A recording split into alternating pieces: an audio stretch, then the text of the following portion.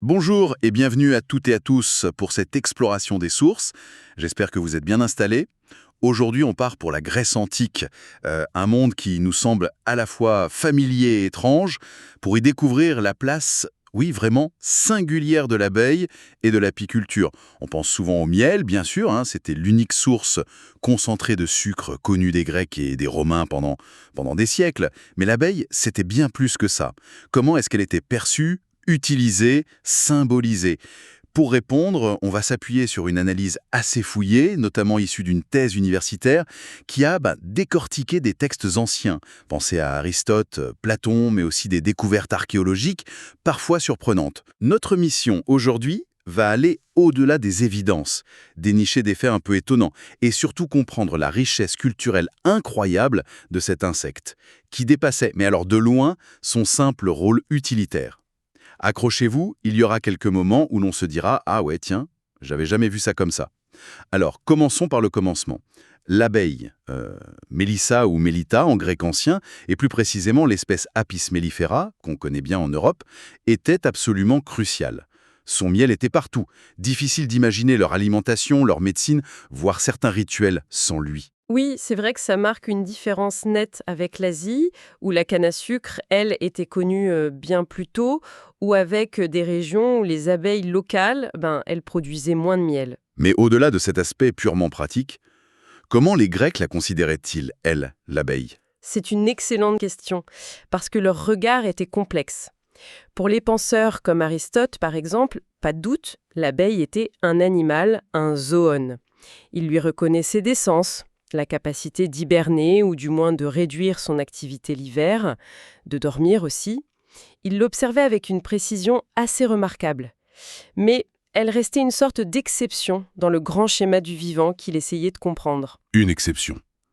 Qu'est-ce qui la rendait si particulière à ses yeux alors? Principalement sa reproduction. Ça, c'était un véritable casse-tête pour les anciens. Comment naissent les abeilles? Qui sont les rois? Parce qu'ils pensaient souvent qu'il y avait un roi, pas une reine, hein. Ah oui, c'est vrai.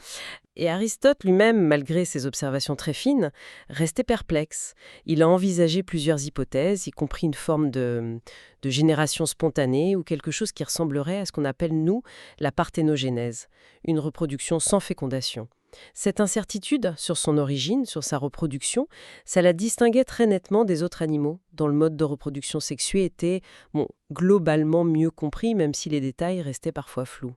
Donc cette part de mystère autour de sa naissance a pu contribuer à son statut un peu à part. Ah oui, absolument. Et ça rejoint une idée plus large chez Aristote aussi. Il ne voyait pas le monde vivant découpé en catégories étanches comme nous on le fait, animal, végétal, minéral. Hmm, Pour lui, c'était plutôt un continuum, une sorte d'échelle graduelle du vivant, de l'inerte jusqu'au Dieu, en passant par les plantes, les animaux, les humains. Et dans cette échelle, l'abeille, elle semblait brouiller un peu les pistes. Certains auteurs imaginaient même qu'elle pouvait naître spontanément de certaines plantes en décomposition. carrément. Oui.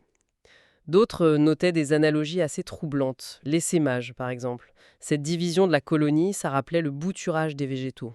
C'est vrai. Ou encore, le fait qu'une partie de la ruche puisse survivre si on la divise, un peu comme on coupe une plante. Elle semblait à la frontière, quoi. Ni tout à fait animale comme les autres, ni végétale, mais participant un peu des deux. C'est fascinant ce positionnement intermédiaire. Mais d'un autre côté, on sait que l'apiculture, le fait d'élever des abeilles, c'est une pratique très ancienne. On a des preuves archéologiques spectaculaires. Ce fameux relief égyptien du temple solaire d'Abou Garab, vers 2400 avant notre ère, qui montre des apiculteurs récoltant le miel dans des ruches cylindriques. Et même bien avant, des peintures rupestres en Espagne, dans la grotte des araignées, vieille de peut-être 8000 ans, où l'on voit une silhouette humaine grimper pour récolter du miel sauvage. Pourtant, quand on lit les sources grecques, on a l'impression que l'abeille reste fondamentalement sauvage. Comment on concilie cette pratique ancienne et ce caractère un peu indompté? Vous mettez le doigt sur une ambiguïté centrale. Le terme domestication, au sens où on l'entend pour une vache ou un chien, il ne convient pas vraiment à l'abeille antique, et même en partie à l'abeille moderne. Ah d'accord. On devrait plutôt parler de domiciliation. Les Grecs fournissaient un domicile, la ruche, mais l'abeille restait totalement autonome pour sa nourriture.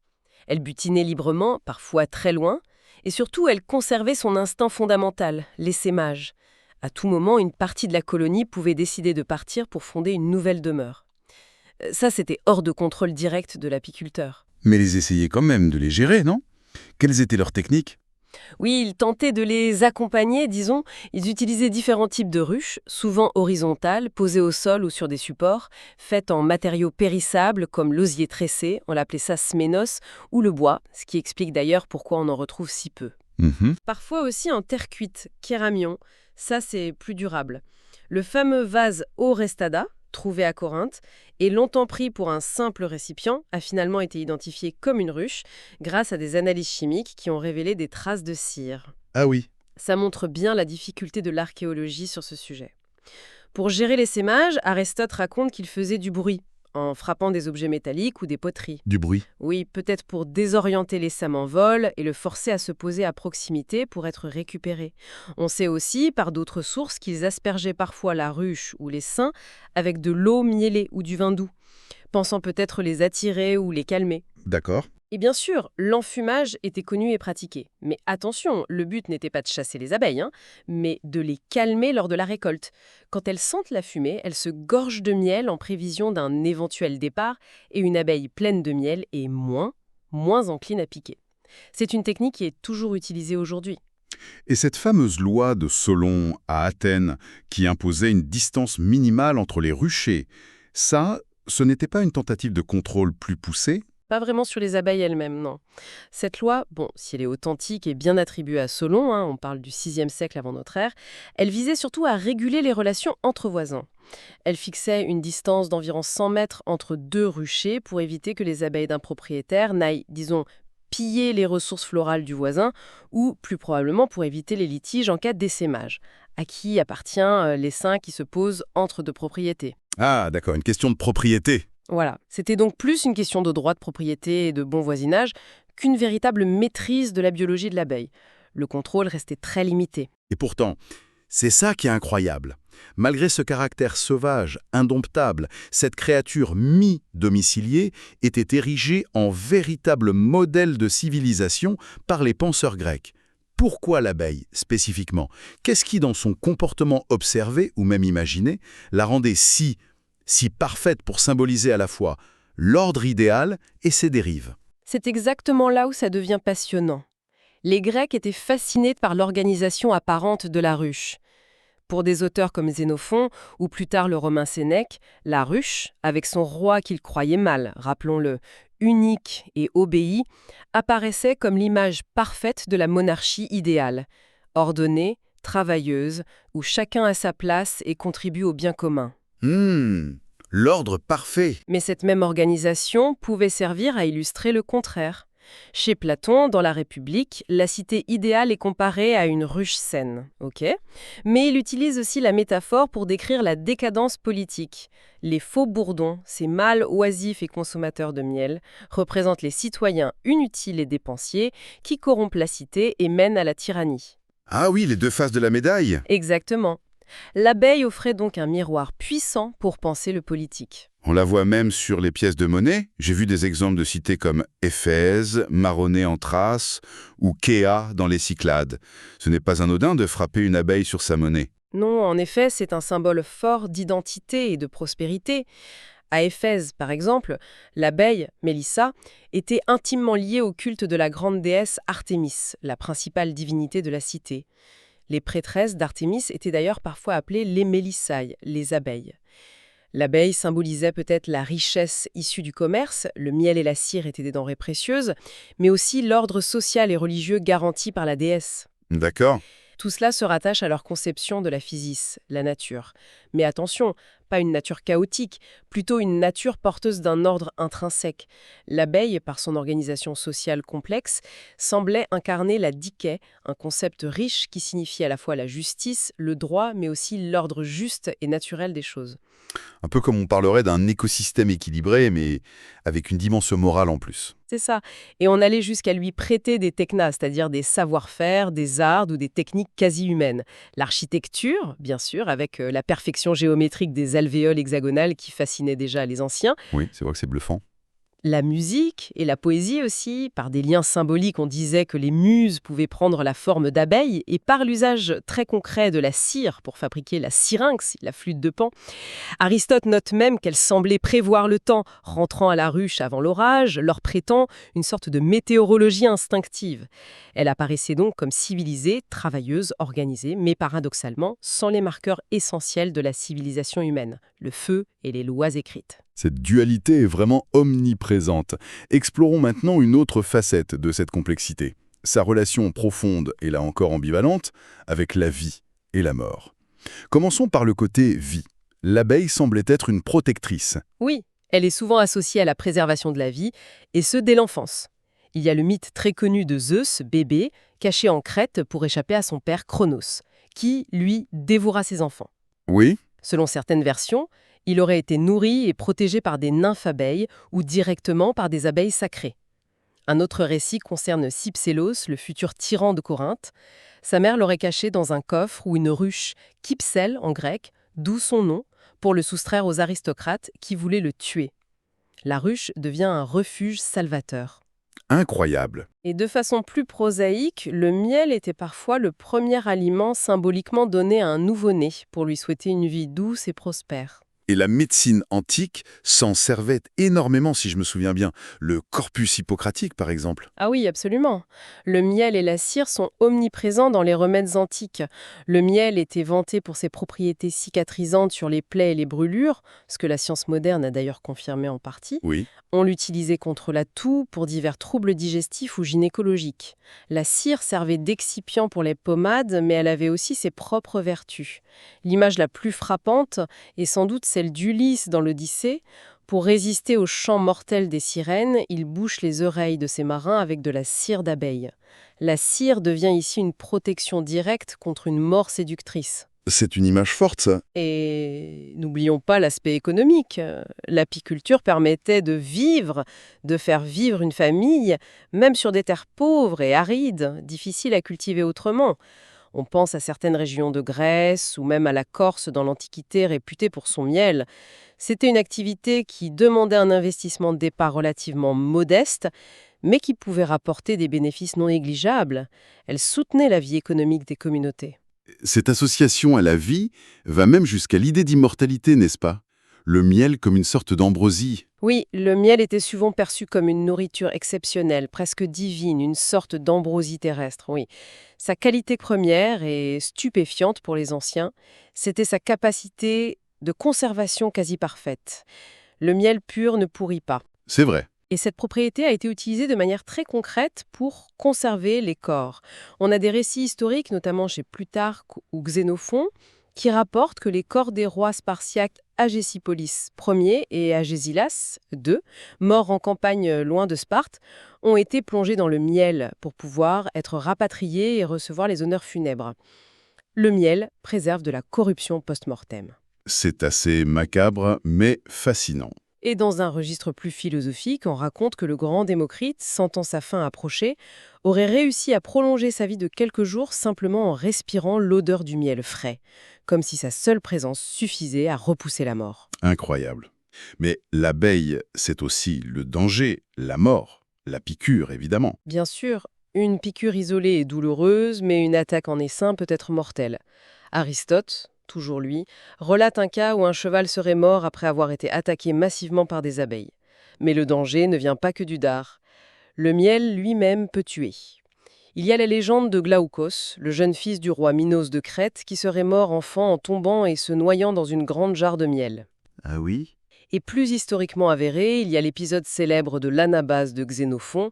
Lors de leur retraite vers la mer Noire, ces soldats grecs traversent une région, l'actuelle Turquie, et beaucoup tombent gravement malades, comme ivres ou fous, après avoir mangé du miel local. Le miel fou. C'est ça. Xénophon comprendra plus tard que ce miel provenait de certaines variétés de rhododendrons ou d'azalées, toxiques pour l'homme. Et ce miel toxique aurait même servi d'arme? C'est incroyable, ça. C'est ce que rapportent des historiens romains comme Strabon ou Pline l'Ancien. Ils racontent que Mithridate VI, le roi du Pont justement dans cette région au sud de la mer Noire, en ennemi juré de Rome, aurait utilisé ce miel toxique de façon stratégique. Il aurait fait laisser des rayons de ce miel sur le chemin de l'armée romaine de Pompée. Les légionnaires, gourmands, se seraient servis et auraient été rendus malades et incapables de combattre, devenant des proies faciles. Une forme de guerre biologique avant l'heure. C'est fascinant et terrible à la fois. Et la mort est aussi présente au cœur même de la ruche, une violence interne qui n'échappait pas aux observateurs. Oui, la ruche n'est pas qu'un modèle d'harmonie, loin de là. C'est aussi un lieu de violence nécessaire à sa survie. Les anciens observaient bien que les abeilles ouvrières, à la fin de l'été, expulsent et tuent les faux bourdons devenus inutiles pour préserver les précieuses réserves de miel pour l'hiver. La sélection naturelle en quelque sorte. Oui, ils savaient aussi que si plusieurs reines naissent en même temps, elles se livrent un combat à mort jusqu'à ce qu'il n'en reste qu'une. Les ouvrières peuvent aussi éliminer des larves malades ou mal formées. Cette gestion interne de la population, parfois brutale, était connue et certains apiculteurs antiques mettaient même en place des systèmes, des sortes de pièges à l'entrée de la ruche pour aider les ouvrières à se débarrasser des faux bourdons. Mhm. Et puis, il y a la mort de l'abeille elle-même après avoir piqué un animal à sang chaud. Son dard harponné reste fiché dans la peau, arrachant une partie de son abdomen. Ésope en a fait une fable morale. L'abeille demande à Zeus un dard pour se venger. Mais Zeus, pour la punir de sa méchanceté, décrète qu'elle mourra en l'utilisant.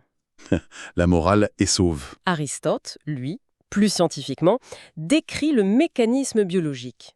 Et bien sûr, comment ne pas penser au mythe d'Icare. Ses ailes, fabriquées par son père Dédale avec des plumes et de la cire d'abeille, lui permettent de s'envoler, mais fondent lorsqu'il s'approche trop près du soleil, causant sa chute mortelle. La cire, produit de vie, devient instrument de mort. Exactement. La cire, produit de la vie industrieuse de l'abeille, devient ici l'instrument de la démesure, de l'hubris et de la mort. Vie, mort et peut-être renaissance. Il y a aussi toute une dimension symbolique liée à l'au-delà, non? Absolument. C'est peut-être là que la symbolique est la plus profonde, oui. Il y a d'abord le mythe de la bougonie, littéralement la naissance à partir d'un bœuf. C'était une croyance très répandue, décrite en détail par Virgile dans les Géorgiques. Ah oui, la bougonie. Voilà. Selon cette croyance, on pouvait faire naître un essaim d'abeilles à partir de la carcasse d'un jeune taureau sacrifié et préparé selon un rituel assez précis.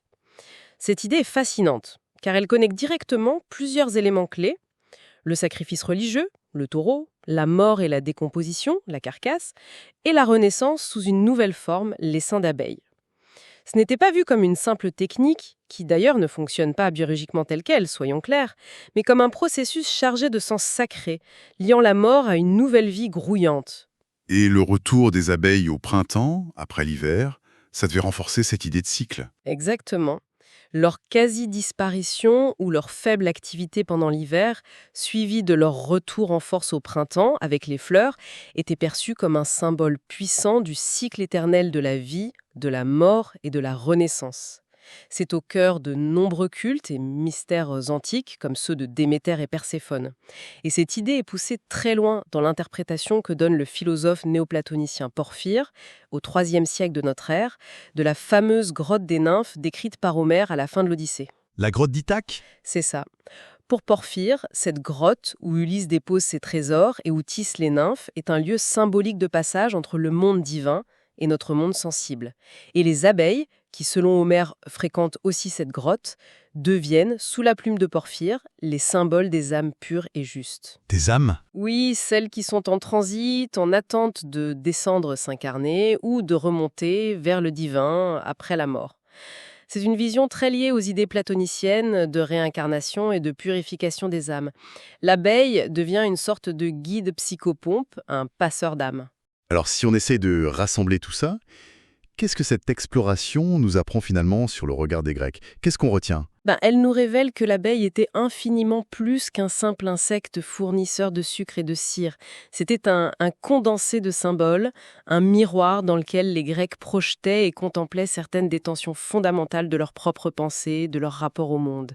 Elle incarnait l'ambiguïté même, ni tout à fait animale, ni tout à fait végétale, farouchement sauvage, mais en même temps modèle de civilisation, porteuse de vie et de douceur, mais aussi de mort et de danger, liée à la terre, mais aussi au divin et à l'au-delà. C'est énorme comme charge symbolique. C'est une richesse de signification assez vertigineuse, c'est vrai. Et on ne peut s'empêcher de penser, du coup, à notre propre relation avec les abeilles aujourd'hui. Est-ce que cette complexité antique ne résonne pas étrangement avec nos propres contradictions modernes? Ah, mais c'est une question essentielle. Regardez l'abeille, on débat toujours de ses domestications. D'un côté, on crée des races hybrides, sélectionnées pour leur productivité, leur douceur, comme la fameuse Buckfast. Oui, De l'autre, on s'inquiète de la perte de diversité génétique et on cherche à protéger les écotypes locaux, les abeilles noires par exemple, considérées comme plus sauvages et mieux adaptées. On s'alarme, à juste titre, de sa disparition massive, le syndrome d'effondrement des colonies, le terrible parasite varroa, l'impact des pesticides néonicotinoïdes. un vrai désastre écologique. Et en même temps, certaines abeilles nous font peur. On pense aux abeilles tueuses africanisées en Amérique. Pourtant, plus que jamais, peut-être, on la voit comme un symbole, celui de la biodiversité menacée, un indicateur crucial de la santé de nos écosystèmes. Notre regard actuel, qui oscille sans cesse entre exploitation intensive, crainte, effort de protection et admiration pour son rôle écologique, est-il au fond si différent? Est-il vraiment moins complexe, moins pétri d'ambiguïté que celui des anciens? Voilà une excellente question à laisser mûrir. Notre regard moderne est-il plus simple ou simplement différent? Une pensée à emporter avec soi. Merci infiniment de nous avoir accompagnés pour cette analyse en profondeur. Nous espérons que ce voyage dans le monde grec antique et ses abeilles vous a plu. À très bientôt pour une nouvelle exploration.